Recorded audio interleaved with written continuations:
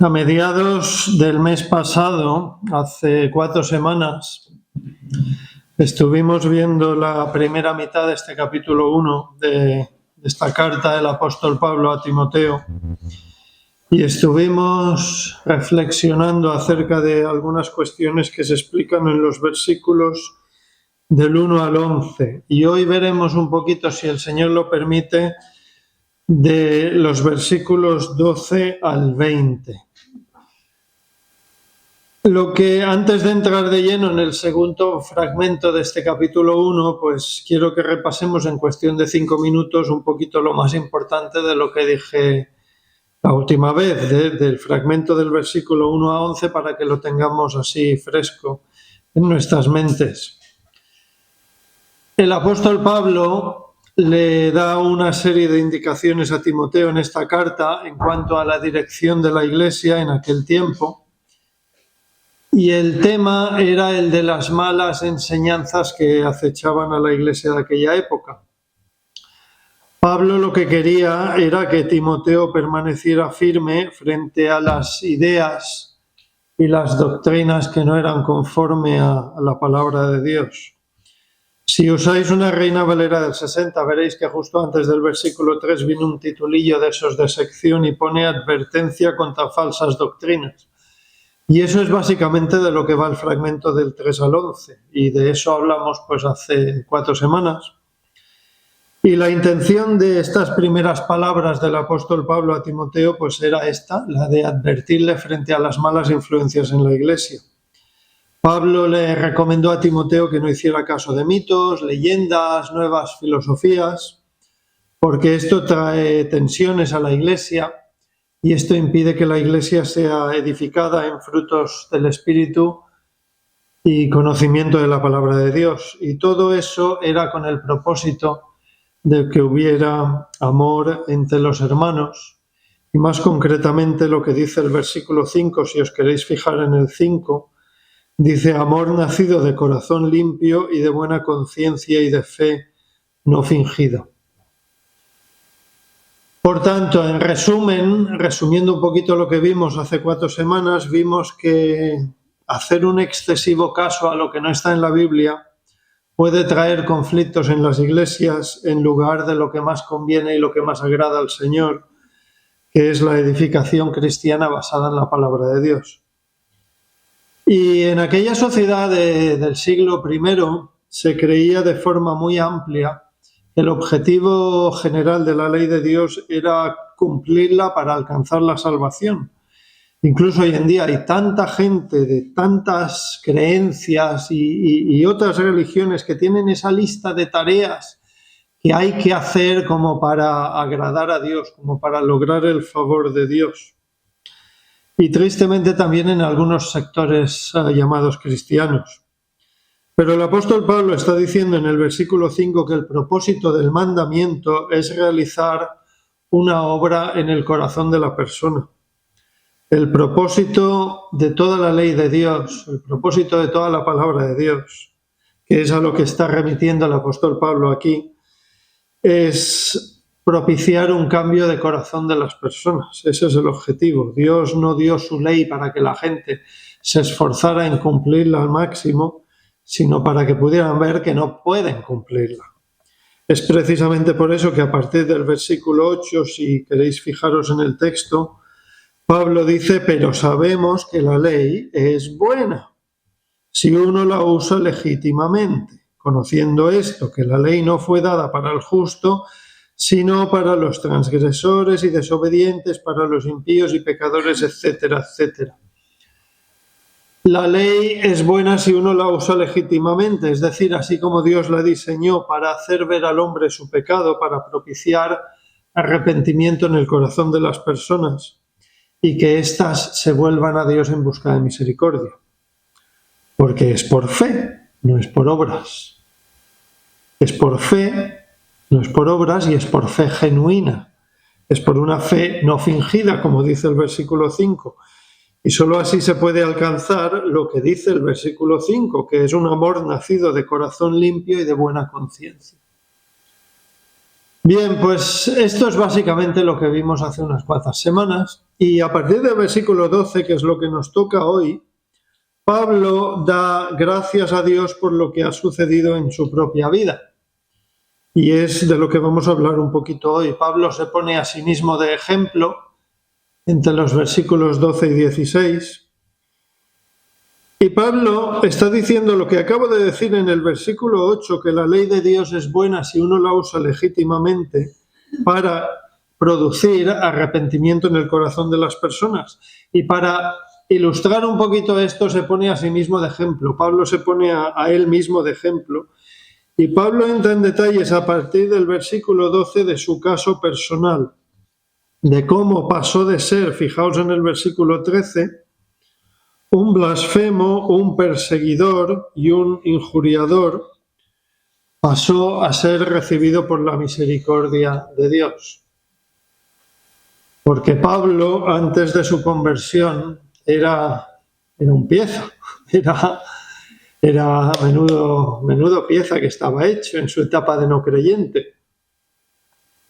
Uno de sus trabajos era perseguir a creyentes verdaderos, darles caza, era un cazador de personas, un poquito como en las películas del oeste, esos cazarrecompensas que dedicaban tiempo y esfuerzo a buscar personas concretas para entregarlas en manos de la justicia.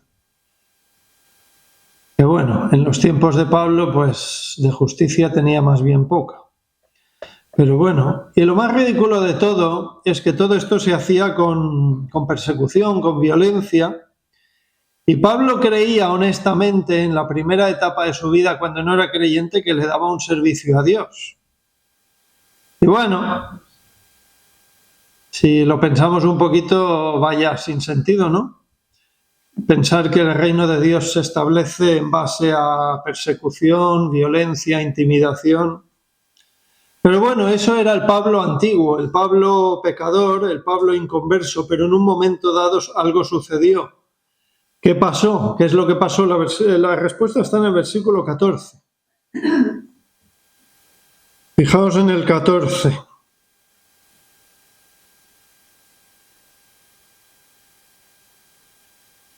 Pero la gracia de nuestro Señor fue más abundante, con la fe y el amor que es en Cristo Jesús.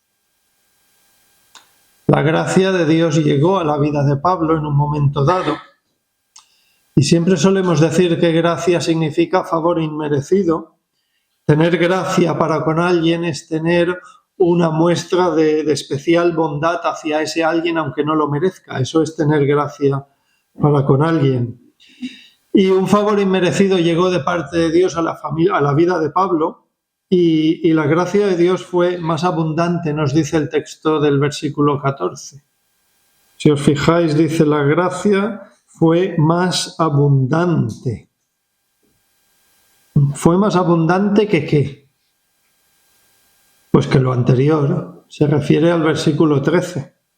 La gracia fue más abundante que lo que tenemos en el versículo 13. La gracia de Dios fue más abundante que el pecado de Pablo. La gracia de Dios cubrió la totalidad del pecado de Pablo, que era la de ser un blasfemo, un perseguidor y un injuriador. Y es lo que hemos cantado en el primer cántico, ¿no? Su gracia es mayor. Es que lo que hemos cantado al principio es el tema de la predicación de hoy. Su gracia es mayor. Eso es lo que está diciendo el versículo 14. Y cuando leemos esto nos da la sensación de que cuando Pablo está escribiendo esta carta a Timoteo en el versículo 14, cuando ya ha escrito lo que es el 14, pues no le queda más remedio que explotar de agradecimiento en lo que es el versículo 15 por esa gracia inmerecida de parte de Dios hacia él. Y va y dice en el versículo 15, fijaos, palabra fiel y digna de ser recibida por todos, que Cristo Jesús vino al mundo para salvar a los pecadores, de los cuales yo soy el primero. El apóstol Pablo se considera a sí mismo el más miserable de todos los que haya podido salvar Dios. Se ve a sí mismo como lo peor de lo peor. Y que Dios se haya dignado en salvar a una persona tan mala como él, lo único que le produce es agradecimiento y ganas de explicar ese amor de Dios a los demás, esa gracia de Dios a los demás. Y en el versículo 16 explica por qué le tocó a él ser recibido a misericordia por parte de Dios. Vamos a verlo. Fijaos en el 16, explica por qué sucedió todo esto. Para que Jesucristo mostrase en mí, el primero, toda su clemencia, para ejemplo de los que habrían de creer en él para vida eterna. Pablo era el ejemplo perfecto de que los más malvados, los más miserables, los más asquerosos de esta sociedad también pueden recibir el perdón de sus pecados. La persona de Pablo era un ejemplo para mostrar que la gracia de Dios puede cubrir todos los pecados de los hombres que creen en la obra de salvación del Señor Jesucristo en la cruz para vida eterna. Y si Dios hace esto, que es perdonar los pecados más grandes a través de la cruz, ¿qué se puede decir? ¿Qué puede decir uno a esto? Pues el versículo 17. Por tanto, al Rey de los siglos, inmortal, invisible, al único y sabio Dios, sea honor y gloria por los siglos de los siglos. Amén. Y casi con esto la predicación de hoy ya estaría terminada, porque en un pasaje tan claro como este, la palabra de Dios habla por sí sola y de una forma tan clara que casi todo lo que pudiera decir yo entorpece a lo que dice la Escritura.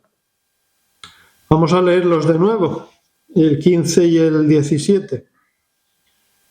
Palabra fiel y digna de ser recibida por todos, que Cristo Jesús vino al mundo a salvar a los pecadores, de los cuales yo soy el primero.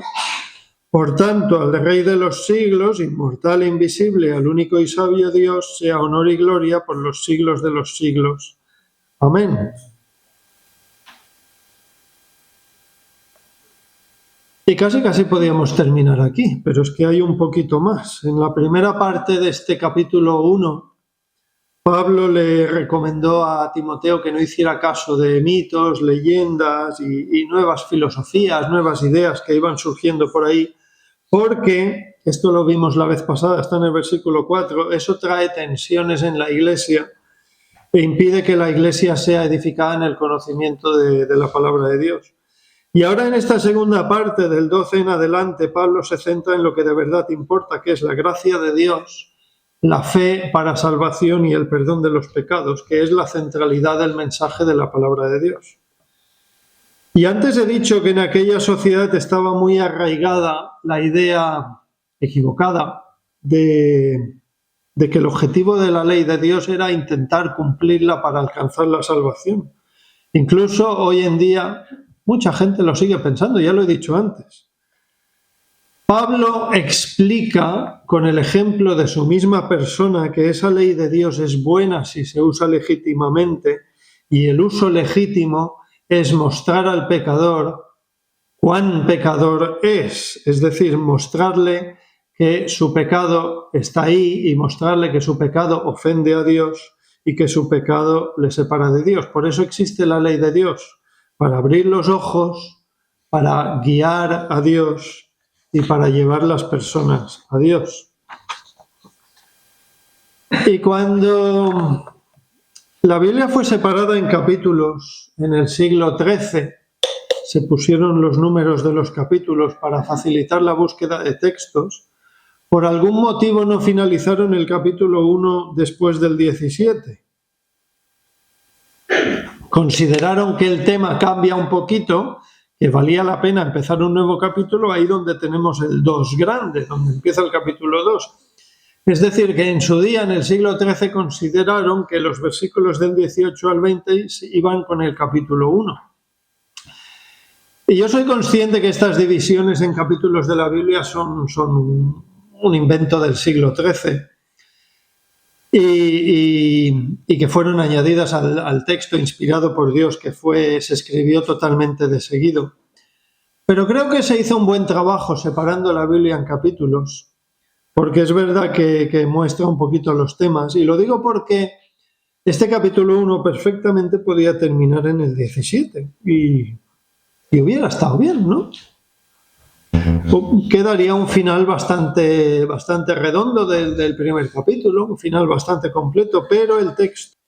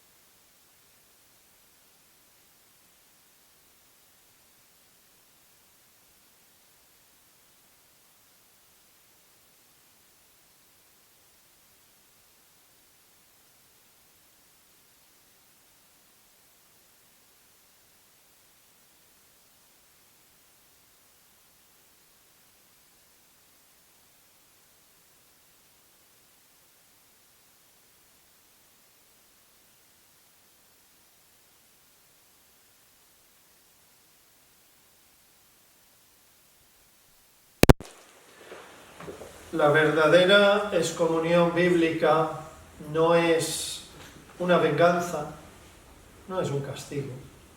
Al contrario, la Biblia enseña que es un acto de amor para que la persona excomulgada pueda reflexionar sobre su situación, sobre su pecado personal, con el fin de que pueda arrepentirse sinceramente en su corazón y así volver a la comunión con los demás hermanos de la Iglesia. Pero bueno, ya que hemos hablado de la Edad Media, es que no puedo seguir sin hacer mención a una de las interpretaciones que ha habido de este pasaje en concreto que estamos viendo hoy a lo largo de la historia. Porque esto que dice el texto de entregar a Satanás, en algunos momentos de la historia se malentendió como ser lo mismo que entregar al destructor. Entregar a Satanás fue visto en algunos momentos de la historia y en algunos lugares como equivalente a entregar al destructor. Y que hay en este mundo y en la propia Biblia que se ha visto como un símbolo de la destrucción. ¿Qué es lo más destructor que se conocía? El fuego, ¿no? En la práctica hubo un tiempo en que la excomunión daba lugar a ser quemado en la hoguera. Técnicamente, porque había que dar varios pasos. El primero era la excomunión eclesiástica, cuando se investigaba a una persona por herejía. La primera fase era declarar esa persona en excomunión. Era una medida de presión para obligar al acusado a confesar y arrepentirse. Bien, está bien en general. Lo que pasa, si el acusado se negaba a arrepentirse o reincidía, se le declaraba hereje pertinaz, es decir, persistente y obstinado en el error. Significaba que la Iglesia había agotado todos los medios espirituales para tratar con esa persona y esa persona se había negado a rectificar. La consecuencia es que al ser esa persona considerada un peligro incorregible para la fe y para la Iglesia, ya no podía ser tratada por la Iglesia y debía ser entregada a la autoridad civil. Las autoridades civiles ejecutaban la pena capital, justificándola en la necesidad de salvar a la sociedad de la herejía. Y la quema de la persona al destructor, a Satanás, se justificaba por las autoridades civiles con el fin de proteger la fe y la sociedad de las herejías. Es una lástima que una mala interpretación de este versículo 20 implicara que hubo una época en que muchas personas fueran quemadas en hogueras por motivos religiosos, precisamente por una desviación doctrinal de un pasaje en la que el apóstol Pablo hace mención de su conversión a la verdad de Dios, porque él mismo, el apóstol Pablo, era un blasfemo, un perseguidor y un injuriador. Antes he dicho que una de las tareas de Pablo antes de su conversión al Señor Jesucristo era la de perseguir a creyentes verdaderos, dedicando tiempo y esfuerzo en darles caza y entregarlos en manos de las autoridades, que bueno, aplicaban una justicia que de justicia, ya lo he dicho antes, tenía más bien poco. Y es una lástima que siglos después haya habido gente que en nombre de la Iglesia cristiana hiciera exactamente lo mismo. Y es lo que he dicho antes, es un poco un sinsentido pensar que el reino de Dios se establece mediante la persecución, la violencia y la intimidación. Y es una lástima pensar que uno rinde servicio a Dios torturando y matando a personas. De todas formas, lo predijo el Señor Jesucristo en Juan capítulo 16, versículo 2. Dice, y aún viene la hora cuando cualquiera que os mate pensará que rinde servicio a Dios. Pero bueno, el reino de Dios no se establece mediante la violencia, sino al contrario, se establece mediante la predicación de un evangelio de paz y amor. Dios tiende la mano al hombre pecador y ahí está su gracia, ahí está la gracia de Dios, ese favor inmerecido en forma de regalo que es el perdón de los pecados y la salvación del alma para siempre. El verdadero cristianismo predica lo que le pasó a Pablo en el versículo 14, que la gracia del Señor a través de Cristo Jesús puede ser más abundante y puede cubrir todos los pecados de una persona. La gracia de Dios cubrió la totalidad de los pecados de Pablo, que era el de ser un blasfemo, un perseguidor y un injuriador. Y Cristo Jesús vino al mundo para salvar a los pecadores, de los cuales Pablo se consideraba a sí mismo el primero. Lo tenemos en el versículo 15. Y por eso versículo 16 fue recibido a misericordia, para que Jesucristo mostrase en él primeramente toda su clemencia. Una clemencia que también puede mostrar en ti si crees para salvación. Claro, tú podías decir, bueno, es que yo no persigo a nadie, es que yo no mato a nadie, es que yo soy buena persona. Bueno, la palabra de Dios dice que no hay buenas personas. No hay ni uno que no quebrante la perfecta ley de Dios. Y ya lo he dicho antes, la ley de Dios no está ahí para que uno la intente cumplir. Los mandamientos no están ahí, los mandamientos de Dios no están para que uno se esfuerce en ser buena persona, porque eso no sirve para nada, eso no justifica delante de Dios. También lo he dicho antes, versículo 8, la ley de Dios es buena si uno la usa legítimamente, y es haciendo ver a cada persona que no cumple, que no puede presentarse de forma limpia y perfecta delante de Dios por sus propios medios. Aunque tú seas mejor que los inquisidores, aunque tú seas mejor persona que muchos otros, está bien, seguro que lo eres, pero eso no implica que tú cumplas la ley de Dios. Si tú sales de aquí, ahora cuando terminemos, bajas a la calle, pasa un coche rápido y por mala suerte te atropella y mueres, esta misma noche estarás en el tribunal de Dios. Y si tú no tienes a Cristo en tu vida, en ese juicio no vas a tener argumentos con los que defenderte de tus pecados, porque Dios te acusará de todos los pecados que has cometido en tu vida. Da igual que si son pocos, da igual si son pequeños y pocos, pero no vas a tener escapatoria.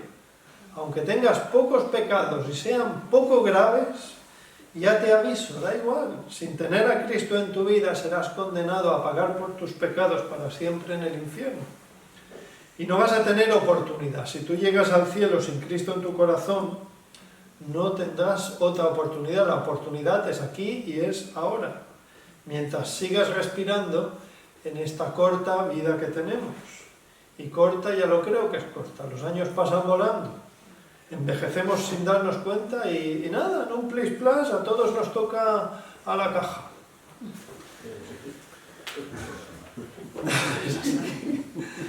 Mi consejo es que si no eres creyente, que pienses en estas cosas y que te plantees si de verdad conviene hacer las paces con Dios, porque no tienes nada que perder, pero anda que no tienes mucho que ganar.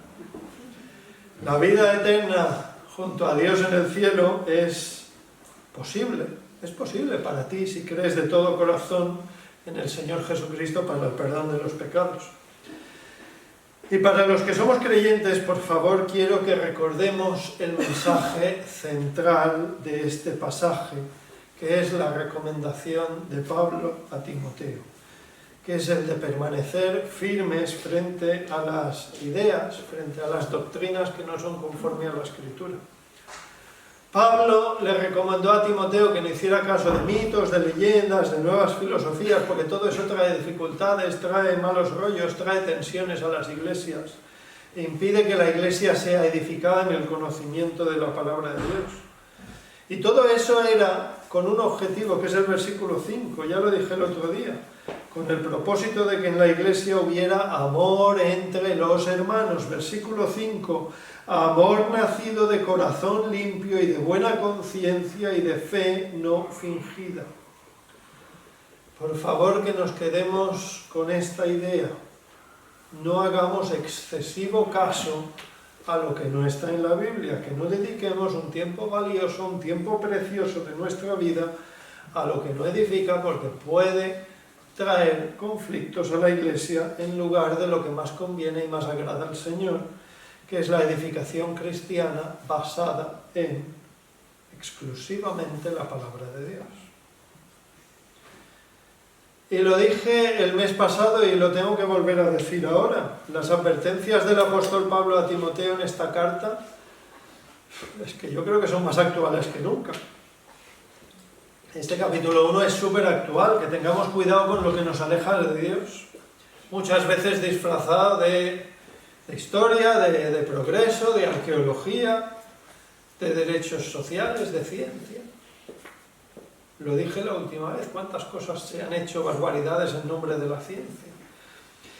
Qué terrible casualidad que un fragmento de un pasaje que en esencia advierte en contra de las falsas doctrinas, qué terrible casualidad que este pequeño fragmento de este pasaje que habla de falsas doctrinas fuera utilizado por algunos en base a una mala interpretación del pasaje para quemar a personas en la hoguera por motivos religiosos. Y más precisamente cuando en este mismo pasaje Pablo agradece a Dios que lo salvara de cometer esa terrible equivocación en su vida pasada, que era la de ir por ahí aplicando la violencia por motivos religiosos. En este caso, la historia nos muestra una cosa, porque han pasado siglos y la historia nos muestra cuán acertado era este consejo de Pablo a Timoteo, advirtiendo en contra de las desviaciones de la palabra de Dios. Pablo advertía proféticamente en el versículo 4 que ese prestar atención y dar importancia a lo que no es bíblico podría acarrear disputas en lugar de edificación en la iglesia. Y vaya que si estuvo en lo cierto. Ese dejarse llevar por una mala teología contraria a la palabra de Dios comportó malos rollos en la iglesia de hace bastantes siglos. Unos malos rollos tan extremos que se aplicaba la violencia en nombre de Dios y se quemaba a personas en la hoguera supuestamente para salvaguardar una iglesia supuestamente basada en el amor de Dios manifestado en la cruz del Señor Jesucristo. Claro, hoy lo vemos con ojos diferentes porque han pasado siglos, pero bueno, es un sinsentido carente de toda lógica. Es verdad que nosotros no estábamos ahí. Pero bueno, ¿cómo puedes pregonar el Evangelio aplicando la violencia? Pues a eso conduce el hacer caso a lo que no es bíblico. Es lo que nos está diciendo el texto. Es el mensaje que nos da el texto. Se empieza con una pequeña desviación doctrinal, pero con el paso del tiempo, si uno no está firmemente anclado en la verdadera dirección de la palabra de Dios, pues a veces se pasa a cosas que no son correctas en nombre de Dios. Que no hay que volver a la Edad Media para ver barbaridades. Lo he puesto como un ejemplo, y porque venía bien por el texto, pero que no hace falta ir a la Edad Media y abrir libros de historia para ver barbaridades hechas en el nombre de Dios. Basta abrir YouTube, todos tenemos YouTube en el móvil, hay miles de ejemplos. Hay pastores pidiendo ingentes cantidades de dinero a sus congregaciones para vivir a cuerpo de rey. Hay un pastor en Estados Unidos, no es que tenga una avioneta, es que tiene un pequeño aeropuerto privado lleno de avionetas. La semana pasada vi uno, se lo pasé a Olmer, un pastor que pone una cesta, y se ve en el vídeo que pone la cesta delante de la iglesia y dice que Dios le había dicho que su iglesia tenía que ofrendar para que él y su mujer se pudieran comprar un iPhone 17 Pro Max. Y que como Dios se lo había dicho, la gente estaba obligada a poner dinero porque Dios se lo había dicho. Por eso os digo, no hace falta abrir libros de historia para ver barbaridades en el nombre de Dios. YouTube está lleno. Y tristemente hay iglesias a patadas en el mundo en que suceden barbaridades en el nombre de Dios por lo que nos dice el texto, porque se desvían de la palabra de Dios. Por lo tanto, ¿con qué idea te vas a ir a casa? ¿Con la idea de que te tienes que ir con cuidado con lo que aleja de Dios? Pues sí. ¿Y qué puedes hacer? ¿Qué puedes hacer? ¿Vas a hacer algo? Piensa, ¿vas a hacer algo tú esta semana para mejorar tu obediencia a la palabra de Dios? Yo lo dije el mes pasado y lo quiero volver a decir hoy. Tal vez puedas reducir tu tiempo en cosas que no edifican, puedas reducir ver, leer o escuchar cosas que no son de provecho espiritual, o tal vez puedas enfocarlo desde otro punto de vista. Más Biblia, más oración, más tiempo con Dios, más tiempo con los hermanos, más tiempo en estudios bíblicos. Y os recuerdo que aquí solo tenemos una reunión semanal, que es la del domingo, y luego tenemos la del viernes, que es cada dos viernes. ¿Cuánto hace que no vienes a la de los viernes? que no es ni siquiera una vez por semana. Pues yo sé que cada uno tiene sus cosas, sus circunstancias, a veces uno no puede venir, yo a veces tampoco puedo venir, pero bueno, si podemos, que hagamos el esfuerzo, es 1 hora los viernes de 8 a 9, cada 2 viernes. Termino, hoy no es largo, ya está, ya termino. Lo importante es por fe, no es por obras. Pero la fe produce obras, que profundicemos en lo que sí edifica a la Iglesia, que evitemos las cosas que no son de provecho, que estemos centrados en lo que de verdad dice la palabra de Dios, porque si prestamos mucha atención a lo que no es bíblico y lo que no es de provecho, versículo 4, son cosas que acarrean disputas más bien que edificación de Dios, que es por fe. No queremos desviarnos de la palabra de Dios, queremos estar centrados en la palabra de Dios. Por lo tanto, mi deseo es que Dios nos ayude a edificar la iglesia de Son Castelló, la iglesia del Arenal, basados y anclados en la verdad de su palabra, porque el objetivo es que abunde entre nosotros, y estoy hablando de nosotros, Son Castelló, Arenal también, Son Castelló, Arenal, que abunde el ¿qué? Versículo 5. El amor nacido de corazón limpio y de buena conciencia y de fe no fingida. Y quiero terminar con lo que he dicho que era lo más importante, porque creo que es una buena manera de terminar, que son los versículos 15 y 17, y con esto termino. Así la última palabra no la tengo yo, la tiene la palabra de Dios. Versículos 15 y 17, acompáñame y con esto terminamos.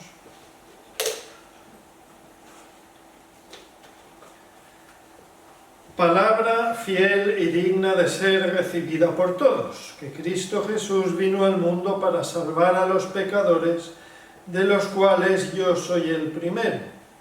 Por tanto, al Rey de los siglos, inmortal, invisible, al único y sabio Dios, sea honor y gloria por los siglos de los siglos. Amén.